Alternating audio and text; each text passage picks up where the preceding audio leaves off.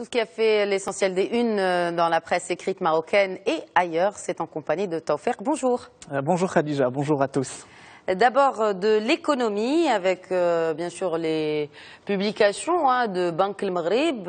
Alors notre banque centrale vient de revoir ses prévisions de croissance à la baisse. On prévoit à peine 1% de la croissance de notre PIB pour 2016 et la pluie y est pour quelque chose. Et cette révision résulte directement de l'ajustement sur la base des données climatiques et de la situation de la végétation à fin février. Les inspirations éco évoquent aussi l'hypothèse relative à la production céréalière et la baissée de 70 millions à 38 millions de quintaux.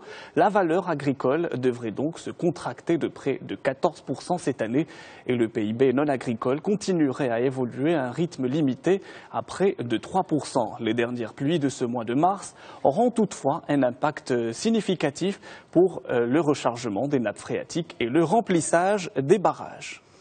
Et aussi, on va parler déficit budgétaire. Les prévisions annoncées par le gouvernement ont été confirmées par la Banque centrale, soit un déficit de 3,7% de notre PIB cette année, une prévision d'une baisse de ce déficit à 3,1% pour l'année prochaine. Ce retour à la norme de Maastricht est le résultat spectaculaire de la décompensation des prix des carburants, explique le quotidien L'Économiste. En revanche, le gouvernement a décidé de temporiser sur l'abolition des subventions du sucre, qui coûte 3 milliards de dirhams tous les ans aux contribuables. La proximité des élections a, semble-t-il, fait reculer le gouvernement, écrit le quotidien. Sans transition, on va évoquer aussi ce sujet qui revient aujourd'hui dans un quotidien marocain. Il s'agit du narguilé, ou ce qu'on appelle ici chez nous au Maroc la chicha. Eh bien, l'interdiction de sa vente et de sa consommation fait actuellement l'objet d'une proposition de loi. Une proposition de loi émanant du groupe du Parti de la Justice et du Développement. Les députés du parti affirment vouloir combler un vide juridique qui a participé à la propagation du phénomène ces dernières années, écrit aujourd'hui Le Maroc.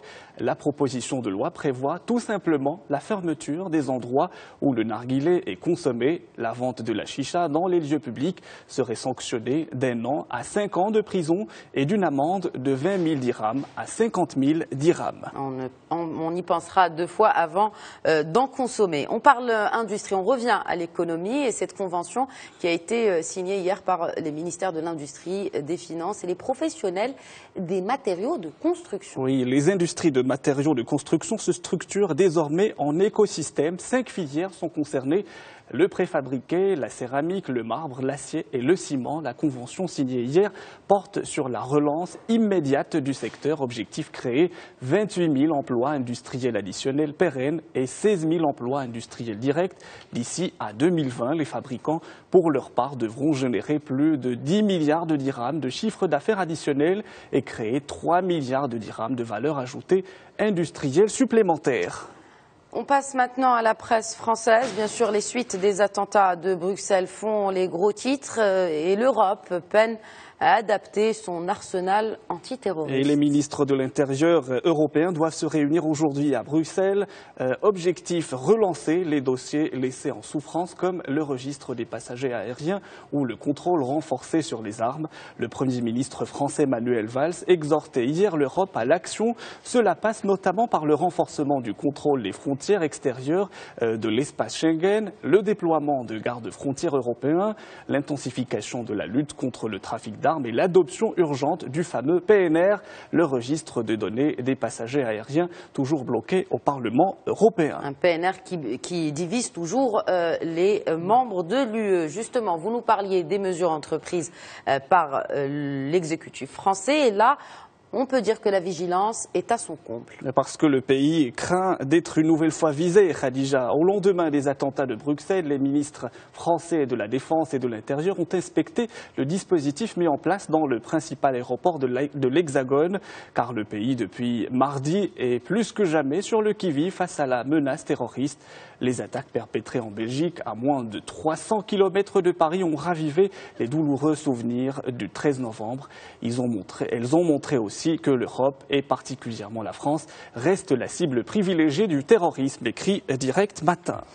À propos justement des attentats de Bruxelles, Le Monde, le quotidien, publie un entretien avec Gilles Kepel. Il est professeur à l'Institut d'études politiques de Paris. Et selon Kepel, l'arrestation de Salah Abdeslam était une honte pour Daesh, une mauvaise nouvelle pour l'organisation terroriste qui vante la propension au martyr et à l'héroïsme des adeptes, dit Gilles Kepel. Alors que la propagande de Daesh est en perte de vitesse, les attentats du 22 mars visaient à effacer cette mauvaise image. Le message de l'organisation terroriste est depuis un certain temps brouillé, sa communication en crise. Daesh avait, selon Kepel, besoin de redorer son image, sidérer l'adversaire et recruter de nouveaux sympathisants. Intéressant. Ce sera tout pour cette sélection, Khadija. Je vous en remercie. Dans un bref instant, on retrouve un rappel des principales informations.